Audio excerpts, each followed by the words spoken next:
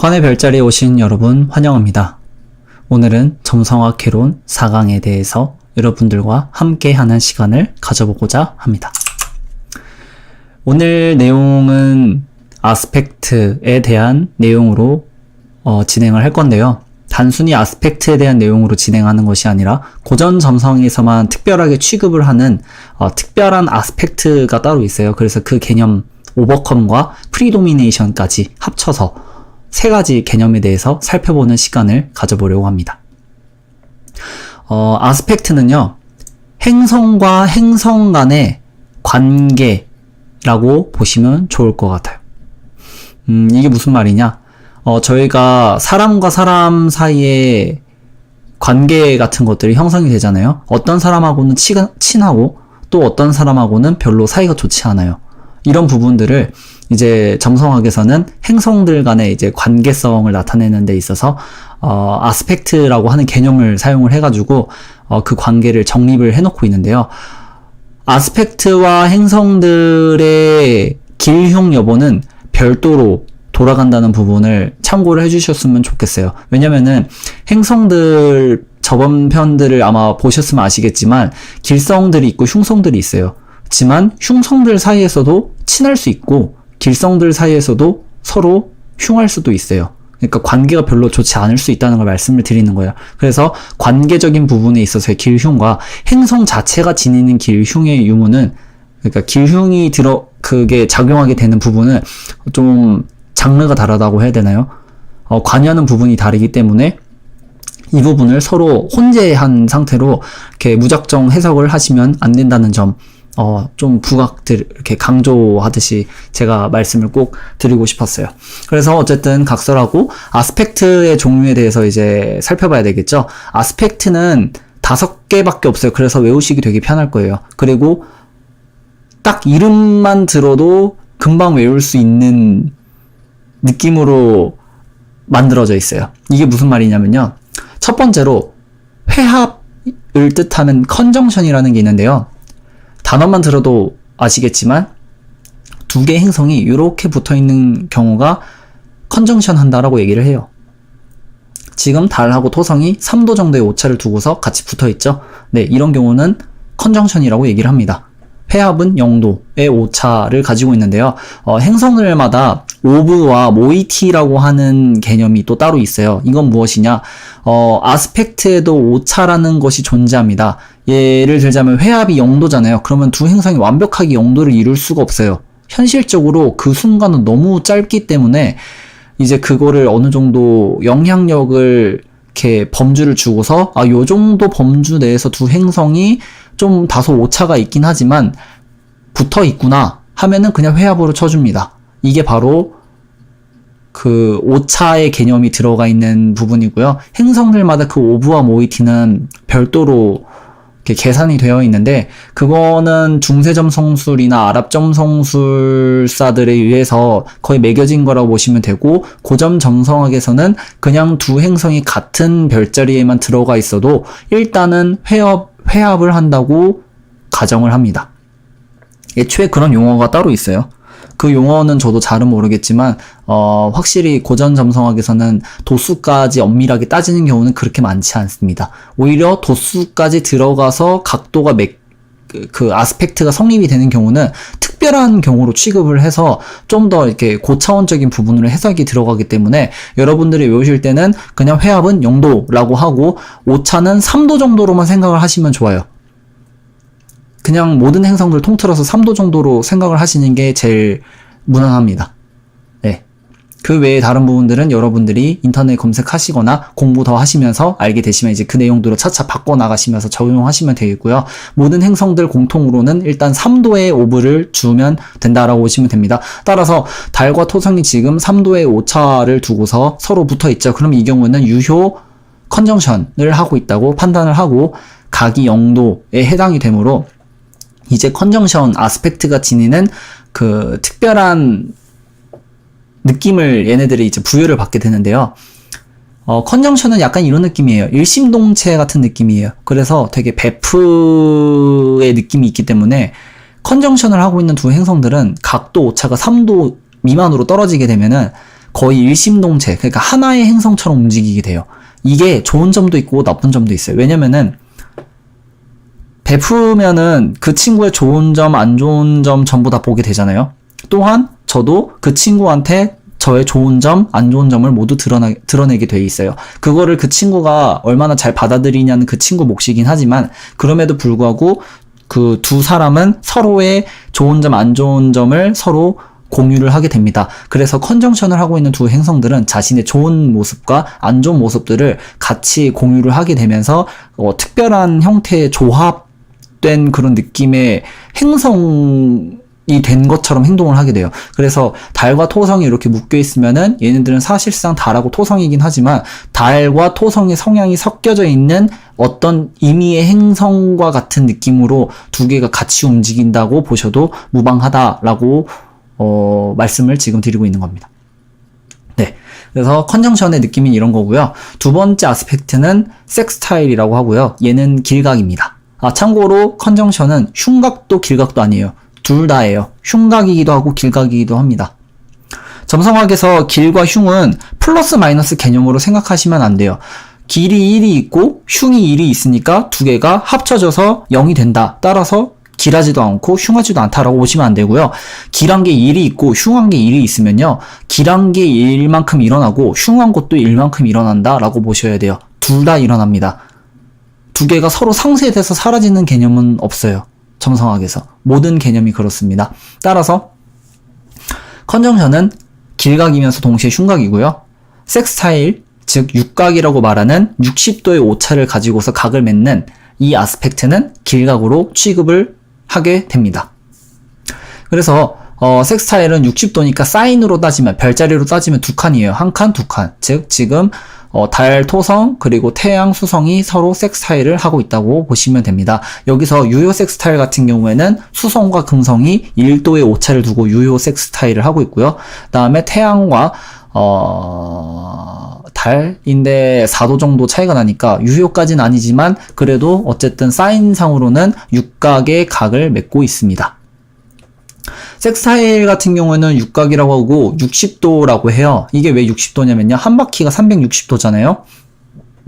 그래서 이걸 6으로 나누면은 60도가 나와요. 그래서 육각입니다. 6개로 쪼갰다고 해서 육각이에요. 또 아스펙트마다 이제 본질적으로 그 행성들을 제외해놓고 별자리들 간의 관계성을 놓고 따지게 되면요. 약간의 공통점 같은 걸 발견을 할 수 있는데요. 그거는 조금 이따가 말씀을 드리도록 할게요. 어쨌든 육각은 길각입니다. 얘는 길성으로 따지면 금성처럼 소길각이에요. 그러니까 약한 길각입니다. 연결고리가 좀 약해요. 컨정션이 훨씬 강합니다. 그리고 세 번째 아스펙트는 스퀘어라고 하고요. 얘는 사각이라고 합니다. 사각은요. 사인상으로 하나, 둘, 세 번 건너면 있는 거니까 지금 같은 경우에는 태양, 수성, 그리고 목성이 서로 스퀘어 관계에 놓여 있다라고 보시면 되겠습니다. 스퀘어는 90도, 즉 흉각으로 처리가 됩니다. 얘는 꽤 세요. 아스펙트 순위상에서 제가 알기로 거의 한 두 번째? 세 번째? 어쨌든 평타 이상으로 그 힘이나 영향력을 좀 강하게 드러나는 각인데요. 아무래도 흉각이다 보니까 좀 많이 부각이 되는 게 있는 것 같아요. 그래서 이런 거 같은 경우는 지금 유효한 3도 이내 오차는 아니지만 별자리 사인 아스펙트로는 서로 흉각을 맺고 있는 상태다라고 보시면 되겠습니다.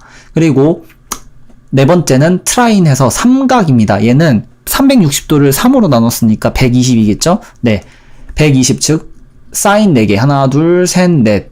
즉 달, 토성과 화성이 서로 지금 트라인을 하고 있다라고 보시면 되겠습니다. 얘네들은 삼각으로 대길각이기 때문에 되게 길한 부분에 있어서 좋죠. 근데 길각이라고 반드시 길하다고만 말씀을 드리기가 좀 어려운 게 제가 아마 2강 때쯤에 말씀을 드렸을 텐데 길과 흉은 그 의미가 상황에 따라서 언제든 종이 한 장처럼 앞뒤 바뀌듯 동전 앞뒷면처럼 이렇게 휙휙 바뀌어버릴 수 있는 부분이 있기 때문에 그냥 일단은 길각이니까 좋다라고는 생각은 하시되 이 길이 절대적으로 좋다라는 의미는 아니라는 거. 좀 말이 어폐가 있긴 합니다만 약간 이런 거라는 거죠. A라는 사람이 보는 좋은 것과 B라는 사람이 보는 좋은 것은 다르다는 거죠. 즉 길각이긴 한데 이 길이 제가 생각하는, 그러니까 여러분이 생각하고 있는 길한 일이 될 수도 있지만 다른 누군가가 봤을 때 길한 일이고 여러분에게 있어서는 별로 길하지 않은 일일 수도 있어요. 혹은 그런 관계일 수도 있습니다. 따라서 이 길각은 그냥 길각이라고만 생각을 하시고 이 길은 어떤 형태로든 나타날 수 있다. 심지어는 네이티브, 즉 여러분들에게 있어서 흉한 일을 가져다 줄 수 있는 길각일 수도 있다라는 거를 반드시 꼭 명심을 해주시면 감사하겠습니다. 마찬가지로 흉각도 여러분에게 있어서 길한 일을 가져다 주는 흉각일 수도 있다는 거 참고해 주셨으면 좋겠습니다. 그래서 흉각이기 때문에 반드시 흉한 일만 일어나는 건 아니고요. 길각이기 때문에 반드시 길한 일만 일어나는 것은 아닙니다. 왜냐면 아스펙트의 주체들은 어쨌든 행성이기 때문에 행성의 본 성질과 그런 상태성을 굉장히 따라가는 경향이 있다 보니까 그게 반드시 그렇게만은 작용이 되지 않는 것 같아요. 네, 어쨌든 각설하고 트라이는 그렇습니다. 대길각으로서 목성과 같은 느낌의 좀 강한 각이라고 보시면 되고요. 그다음에 마지막으로 5번째는 어포지션이라고 하는 대립각입니다. 충이라고도 하는데요. 얘는 180도의 오차, 즉 360을 둘로 나눈 거예요. 그래서 너 아니면 나, 즉 라이벌 관계에 놓여 있는 그런 느낌의 대립각을 형성을 하게 됩니다. 되게 안 좋아요. 힘도 엄청 셉니다. 그래서 힘의 세계를 쫙 나열을 드리자면은 제가 알기로는 어포지션, 그 다음에 스퀘어, 그리고 컨정션, 그 다음에 트라인, 그리고 육각? 섹스타일? 이 정도인데요. 요 순위는 좀 변동사항이 있을 수도 있어요. 컨정션을 어포지션보다 더 강하게 취급을 해주는 경우도 있고, 어포지션을 더 높게 쳐주는 경우도 있기 때문에, 거의 사실상 어포지션하고 컨정션은 거의 동일한 힘을 가지고 있다고 보시면 되고요. 그 바로 밑에 스퀘어랑 트라인이 거의 동일한 힘을 가지고 있다고 보시면 됩니다. 그리고 그 마지막에 육각인 섹스타일이 자리하고 있다라고 보시면 돼요. 그래서 사실상 이벤트를 일으킬 때 거의 취급이 되는 거는 회합, 영도, 컨정션과 어포지션, 그리고 트라인 정도까지만 실질적으로 추운 기법을 볼 때 유효한 것으로 판단을 하게 되고요. 스퀘어 같은 경우에는 일부의 경우만 취급을 해주고 웬만한 경우는 잘 취급을 해주지 않습니다. 네. 그래서 아스펙트에 대한 기본적인 부분들을 제가 말씀을 다 드렸어요. 그리고 아까 말씀드리려다 말았던 아스펙트에 대한 약간의 별자리들 간의 좀 특수성에 대해서 언급을 드리려고 하는데요. 그건 뭐냐? 어려운 건 아니에요. 근데 잘 보면은 좀 특별한 부분들이 있어요. 아마 제가 이건 말씀을 안 드렸을 거예요. 별자리마다 성별이 따로 있는데요. 양자리를 기준으로 한 칸 건너뛰어서가 동일한 성별을 지니게 돼요. 그러니까 양자리, 쌍둥이 자리, 사자자리, 천칭자리, 사수자리, 물병자리가 남성궁이 되고요. 황소, 개, 처녀, 전갈, 염소, 물고기 자리가 여성의 별자리가 됩니다. 이걸 제가 왜 굳이 말씀을 드리냐면요. 이 성별의 다름으로 인해서 발생하는 그 묘한 긴장감이라든지 혹은 동일한 성별이기 때문에 느낄 수 있는 그런 친근감이라든지가 아스펙트의 개념이 잘 녹아 있어요. 자, 양자리를 기준으로 회합, 영도를 생각을 해봅시다. 두 개의 행성은 동일한 별자리 위치에 있죠. 동일한 별자리면은 별자리상 성별이 같아요. 동일한 위치예요. 친근감을 느끼기 굉장히 쉽겠죠. 마치 자신 같을 거예요. 그렇지만 그와 동시에 자기가 자신의 모습을 용납하지 못하는 부분이 있을 거란 말이에요. 그러니까 자기가 자기를 온전히 사랑할 수 있는 사람도 있지만 자기가 자신을 온전히 사랑하지 못하고 받아들이지 못하는 분들도 계세요. 그런 느낌이 동시에 혼재해 있는 게 컨정션이 지니는 그런 느낌이라고 보시면 됩니다. 그리고 색 스타일인 육각을 보시면은 한 칸 건너뛰어서요. 즉 쌍둥이 자리와 양자리, 그리고 양자리와 물병자리라고 보시면 되는데요. 얘네들은 성별은 같아요. 그쵸? 둘 다 남성이에요. 그러나 묘하게 다른 게 있다면은 속성이 달라요. 양자리는 불의 별자리지만 쌍둥이 자리와 물병자리는 바람의 자리죠. 풍자리예요. 즉 불과 풍의 관계에 놓여있기 때문에 이 부분으로 인해서 미묘한 차이가 발생하게 되는 거죠. 그러니까 약간 서로 상부상조하는 느낌? 나는 아니지만 굉장히 서로 돕고 돕는 그런 친밀함을 느낄 수 있습니다. 그래서 내가 아니기 때문에 나쁜 점을 느끼기가 오히려 힘들어요. 좀 그냥 무난무난하게 되게 친하게 잘 지내는 경우 있잖아요. 베프는 아니지만 저 친구라는 그냥 괜찮아 라고 하는 그런 관계가 형성될 수 있는 게 요 육각에서 나타날 수 있는 부분이라고 보시면 되겠습니다. 그리고 속성적으로도 매치가 되게 잘 돼요. 황소자리 기준으로는 물자리죠. 물하고 땅 그리고 바람하고 불은 같이 묶이는 조합으로서 되게 좋은 조합이라고 보시면 되고요. 그 반대가 있어요. 불하고 물, 땅하고 바람은 서로 완전히 어긋나는 조합이죠. 서로가 서로를 이렇게 없애버리는 그런 느낌의 관계에 놓여 있게 되는 그런 부분이 있어요. 그래서 사각인 스퀘어는 양자리 기준으로 땅자리와 물자리인 개자리와 염소자리가 위치하게 됩니다. 얘는 스퀘어로 따졌을 때 물이니까 되게 속성적으로 매치도 안 되고 성별로도 얘는 여성이고 얘는 남성이니까 되게 불편하겠죠. 그런 부분이라고 보시면 되고요. 얘도 땅이랑 불 그리고 얘도 여성이랑 남성이죠. 이런 부분에서 느낄 수 있는 게 제가 뭐라고 콕 집어서 말씀은 못 드리겠어요. 근데 그냥 딱 들어도 뭔가 이렇게 느껴지는 부분이 있지 않으신가요? 제가 너무 억지 부리는 걸 수도 있긴 한데 왜 좀 불편한 관계 있잖아요. 성별도 다르고 뭔가 얘기를 하면은 뭔가 대화가 뚝뚝뚝 끊기는 느낌? 네, 그런 느낌이 있는 게 사각인 스퀘어가 가져다주는 아스펙트의 본질적인 의미인 것 같아요. 제가 생각했을 때는 그렇습니다. 그리고 양자리와 사자자리, 사수자리, 즉 트라인인 삼각관계에 놓여 있으면은 얘네들은 속성도 똑같고 성별도 똑같죠. 엄청난 친밀감을 느낄 수 있을 거예요. 오히려 풍자리였던 쌍둥이 자리와 물병 자리보다 더한 친밀감을 느낄 수 있을 겁니다. 그래서 트라인 관계가 요 육각 관계에 놓여 있는 애들보다 좀 더 강한 관계에 놓여 있다고 하는 이유가 이것 때문인 거죠. 속성도 똑같고 성별도 똑같으니까요. 다만 다른 거는 이 별자리를 다스리는 행성만 다르다는 그런 차이점이 있죠. 그리고 마지막으로 다섯 번째인 어포지션은요. 동일한 성별에서 발생되는 부분이에요. 근데 좀 웃긴 거는 좋은 속성의 위치에 있어요. 아까 말씀드렸듯이 불하고 풍은 되게 잘 어울리고 물하고 땅도 되게 잘 어울린다고 말씀을 드렸잖아요. 성별은 똑같은데 그리고 속성도 서로 보조해줄 수 있는 관계에 있는데 어째선지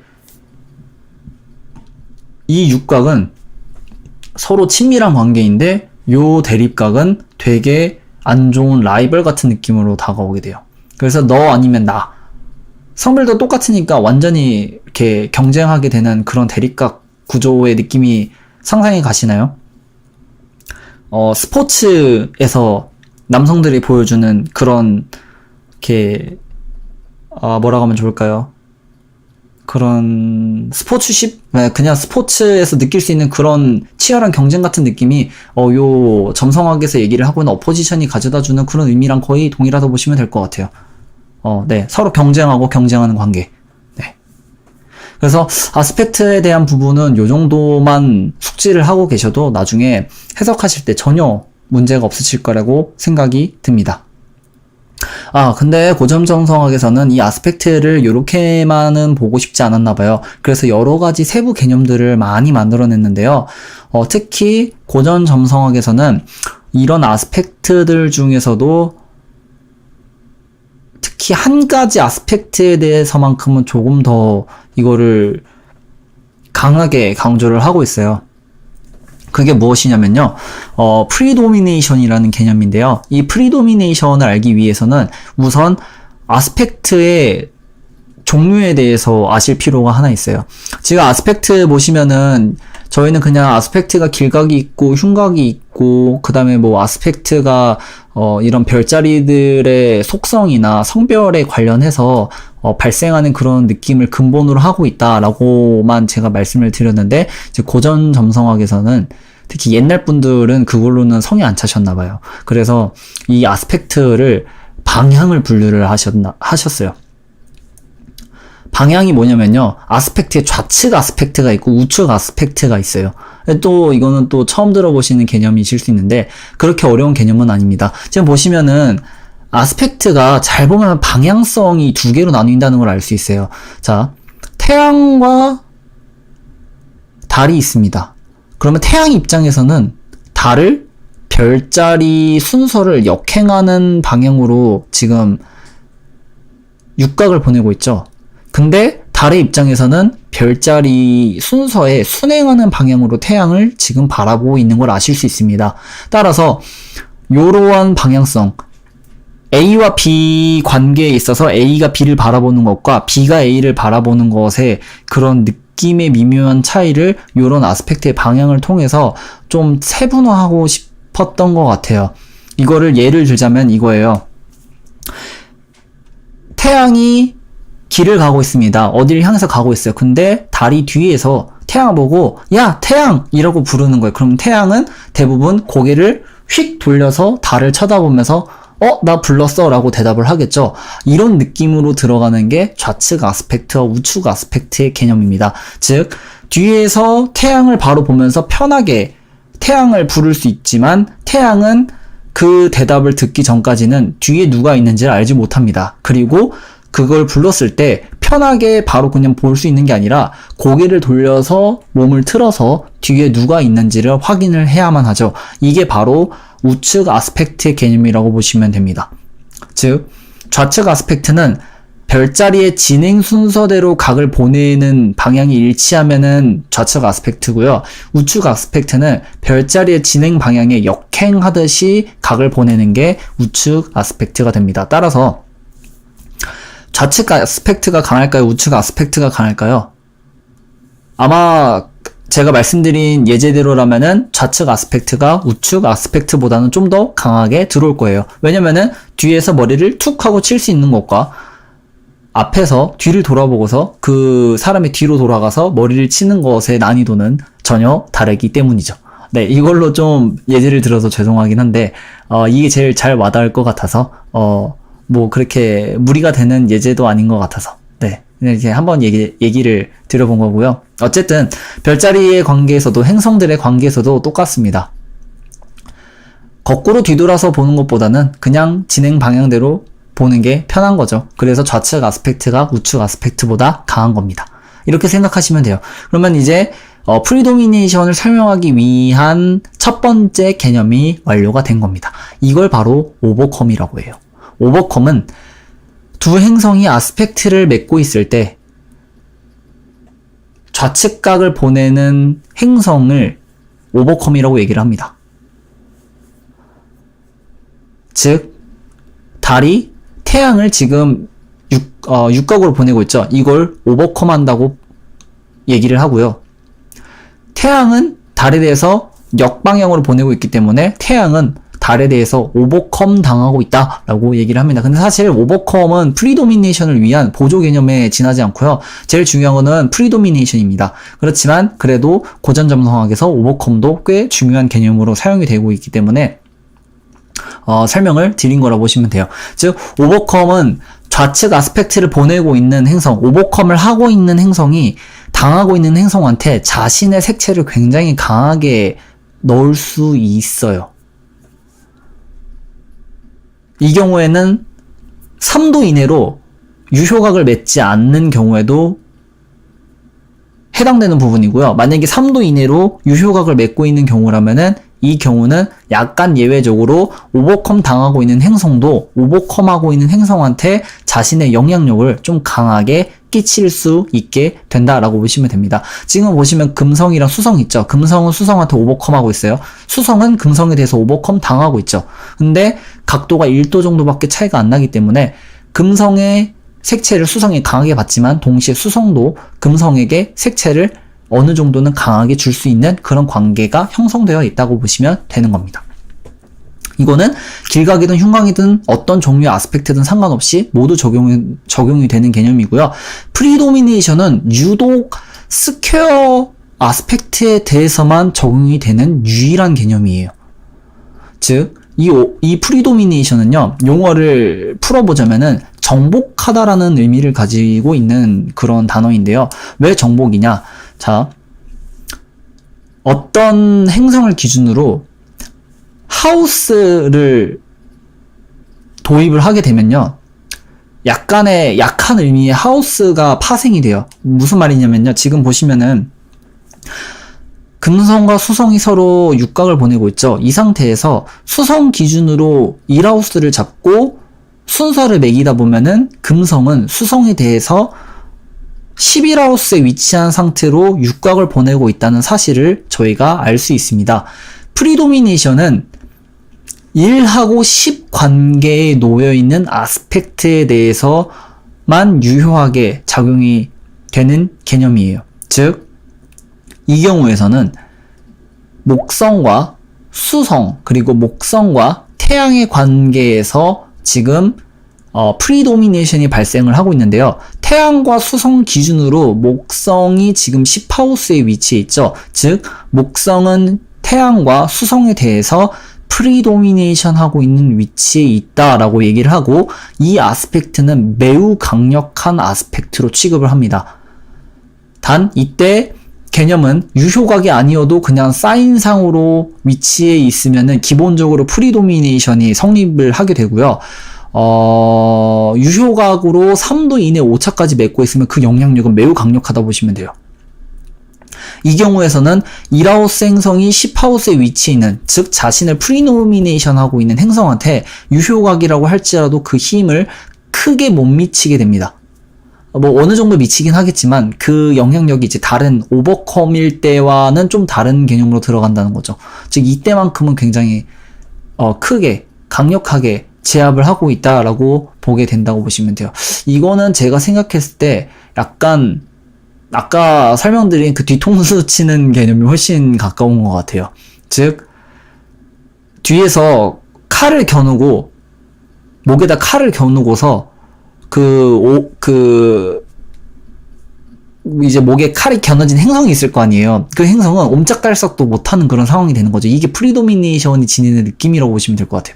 이게 대립각에서는 이게 안 되는 이유가, 대립각은 서로 마주보고 있는 각이잖아요. 그래서 견제를 하고 있어요. 그래서 상대방이 그 자신을 제압을 할 수 없는 거예요. 이해가 가시나요? 그러니까 여기 이미 행성이 있다고 생각을 하시고 대립각이라고 했을 때 이게 왜 프리도미네이션이 안 되는 거지 라고 생각을 하신다면은, 이거는 서로 마주보고 있기 때문에 누가 누구를 제압할 수 있는 상황이 아니에요.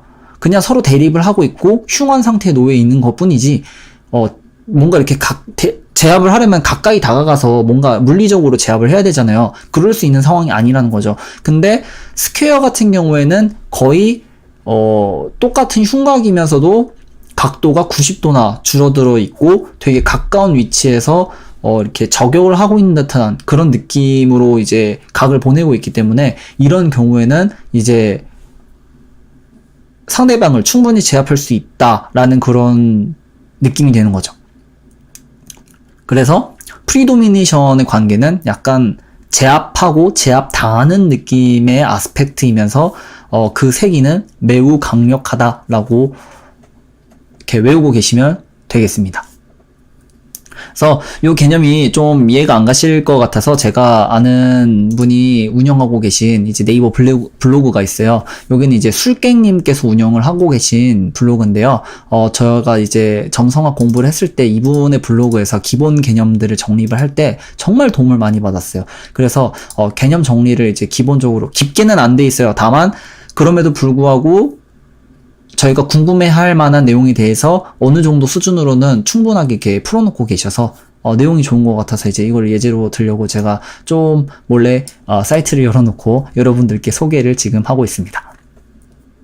그래서 아까 배웠던 오버커밍 다이어그램즈를 보시면은 이제 이해가 좀 되시죠? 금성과 목성, 토성이 지금 달에 대해서 아스펙트를 맺고 있고 달은 수성, 태양, 금성에 대해서 아스펙트를 맺고 있죠? 지금 보시면은 별자리가 진행하는 순서에 대해서 각을 맺고 있습니다.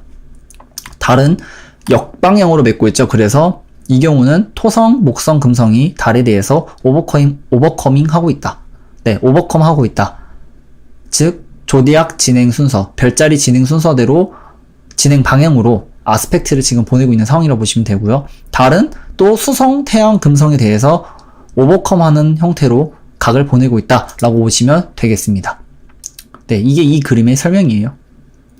그리고 도미네이션에 대해서 제가 말씀을 드리자면은 도미네이션은 어떤 행성을 기준으로 10하우스에 위치한 행성이 자신에게 스퀘어 아스펙트를 날리고 있을 때라고 말씀을 드렸죠. 그냥 스퀘어를 생각을 하지 않으셔도 돼요. 그냥 어떤 행성 기준으로 타 행성이 10하우스에 위치해 있으면 그냥 자동으로 도미네이션, 즉 프리도미네이션 개념이 성립이 됩니다. 따라서 수성이 지금 양자리죠. 양자리 기준으로 10하우스는 1, 2, 3, 4, 5, 6, 7, 8, 9, 10 하면은 염소 자리가 나오죠. 염소 자리에 목성이 있습니다. 따라서 목성은 수성에 대해서 10하우스에 위치해 있으므로 목성이 수성을 프리도미네이션 하고 있다라고 얘기를 하고 이 경우는 매우 강력한 아스펙트를 맺고 있게 되는 영향을 가지게 되는 거죠. 마찬가지로 이 그림도 토성이 달에 대해서 10하우스에 위치해 있기 때문에 프리도미네이션 관계가 성립을 하게 되고 달은 토성의 색채를 굉장히 강하게 받게 됩니다. 특히 토성은 대흉성이기 때문에 여기 설명이 나와 있는 것처럼 달을 크게 손상시키고 있는 것을 확인하실 수 있습니다. 그래서 이렇게 아스펙트에도 이렇게 힘의 세기가 따로 있어서 이 힘의 세기를 고려하지 않고 그냥 일괄적으로만 해석을 하는 그런 아스펙트는 사실상 별로 의미가 없다라고 말씀을 드리고 싶습니다. 그래서 오늘 아스펙트의 기본적인 개념과 그리고 고점 점성학에서 특별하게 취급이 되는 오버컴 그리고 프리도미네이션이라는 개념까지 해서 세 가지 개념을 모두 살펴봤는데요. 어떠신가요? 좀 이해가 많이 되셨나요?